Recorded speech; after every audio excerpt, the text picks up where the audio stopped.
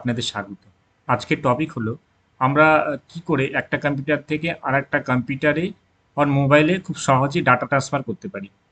তো first of all আমরা ব্রাউজারে চলে গেলাম, যে এখানে টফিশেয়ার.com, এটা আমি খুলে নিলাম। আচ্ছা, এটা কি করে কাজ করে? What is টফিশেয়ার?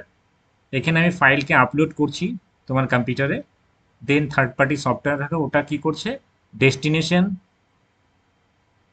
সার্ভার থেকে আমাদের এটা ডাউনলোড করে নিতে হবে।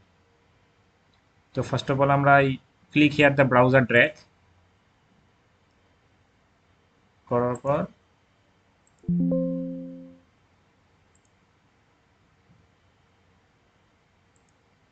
আমি একটা ডাটা আপলোড করে নিলাম। দেন আপলোড করার পর এখানে একটা লিঙ্ক জেনারেট হলো। এই লিঙ্কটাকে আমি হোয়াটসঅ্যাপ ফেসবুকের মাধ্যমে শেয়ার করতে পারি। এটাকে আমি কপি করে নিলাম।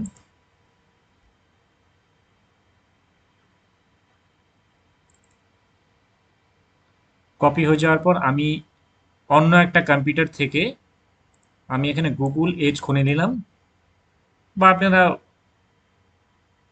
ফায়ারফক্সও খুলতে পারেন। কপিটাকে আমি পেস্ট করে দিলাম।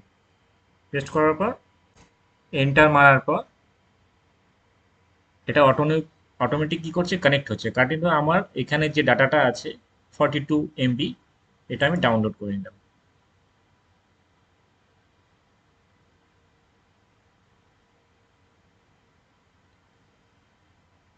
খুব ফাস্ট এটা ট্রান্সফার হবে, ডাটা ট্রান্সফার। কিন্তু দুটাতে আমার অনলাইন কানেকশন থাকতে হবে। ফাইলটা আমাদের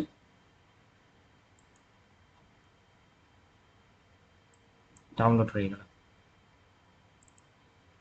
ওকে, থ্যাংক ইউ ফর ওয়াচিং।